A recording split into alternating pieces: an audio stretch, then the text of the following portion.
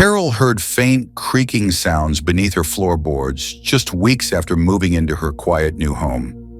The sounds moved between rooms, appearing and disappearing at random. Medical tests confirmed nothing was wrong with her hearing or mind. One sleepless night, the sound returned louder than before, coming from directly under her bed. When workers pried up the floorboards the next morning, Carol's breath caught in her throat. Carol Jensen needed a change. At 53, she just walked away from a marriage that had slowly crumbled over the years. She craved silence and a place to rebuild herself without the weight of her past. The house appeared while she scrolled through listings late one night.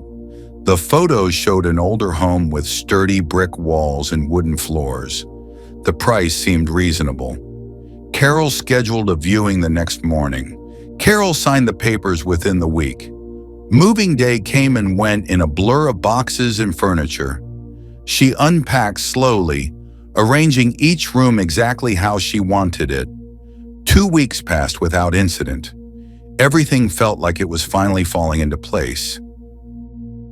Then one Tuesday evening, while reading in the living room, she heard something, a faint creaking noise that seemed to come from below her feet.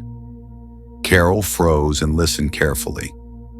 The sound stopped immediately, but the sound came back. The next afternoon, while she made lunch, she heard it again. Over the following days, the sounds appeared in different locations, sometimes in the hallway, other times near the bathroom, occasionally in the bedroom. Every time she stopped to investigate, the house went silent. Carol spent an entire afternoon inspecting every inch of flooring she could reach. She pulled up rugs and moved furniture to check for cracks or gaps. Everything looked normal. The wood was old but solid. No obvious signs of damage. The rational part of her brain suggested a simple explanation. Houses settle, wood expands and contracts with temperature changes. Then a darker thought crept in. What if the problem wasn't the house at all? Carol was 53. Her mother had started showing signs of early cognitive decline around this age. What if her hearing was failing? Carol made an appointment with her doctor immediately. She described the sounds in detail, trying not to sound paranoid. The doctor listened patiently and scheduled a full battery of tests. A week later, she sat in the doctor's office waiting for results. The doctor walked in with a folder and sat down. Her hearing tested perfectly normal. The neurological exam showed no problems. Her cognitive function was sharp and clear. Everything came back healthy. The doctor assured her that whatever she was hearing, it wasn't a symptom of medical decline. Carol should have felt relieved. Instead, she felt more disturbed. If nothing was wrong with her, then the sounds were real. Something in that house was making noise, and she had no idea what it was. She became obsessed with finding the source. Carol started staying up late into the night, sitting in different rooms with all the lights off, listening.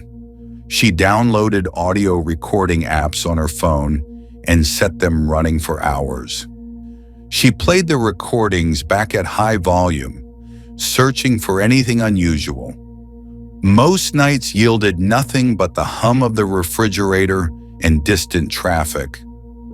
Carol invited her neighbor over for coffee, hoping the sounds would return with a witness present.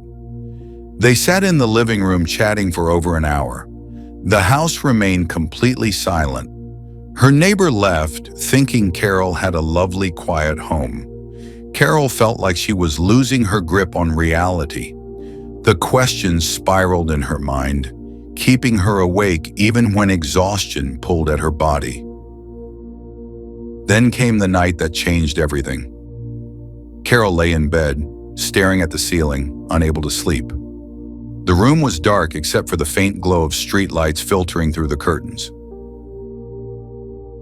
And then she heard it, not faint this time, not distant or ambiguous.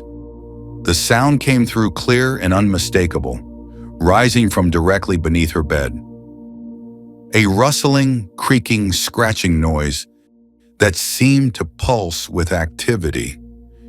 Carol's entire body went rigid. She wanted to look under the bed, but fear kept her frozen. What if something looked back at her? Carol forced herself to breathe slowly and think rationally. Whatever was down there, she needed to know. Living in fear was no longer an option. Morning light brought courage. Carol called a local handyman she'd seen recommended in a neighborhood group. She explained that she needed help removing some floorboards to investigate a possible issue beneath her bedroom. The handyman arrived within 2 hours. They moved the bed aside and examined the floor. The boards looked normal from above, but Carol pointed to the exact spot where she'd heard the sounds. The handyman nodded and began prying up the wooden planks. As the first board came free, Carol leaned forward to see into the dark space below. Her breath caught in her throat. Beneath the floor lay an enormous mass of termites, thousands upon thousands of them, packed together in layered colonies that stretched into the darkness.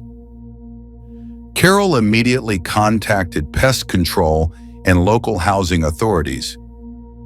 When the inspectors arrived and examined the infestation, they delivered news that made her blood run cold. Based on the size of the colonies, the termites had been there for many years. The insects had been feeding on the structural beams for possibly a decade or more. The damage was extensive and catastrophic. The inspectors showed Carol how much of the wood beneath her bedroom had been hollowed out, how the support beams were barely holding together. Carol stood in her bedroom, staring at the gaping hole in the floor, feeling horror and gratitude. The peaceful house she'd bought to escape her troubles had nearly become her grave. Authorities arranged emergency repairs and complete fumigation.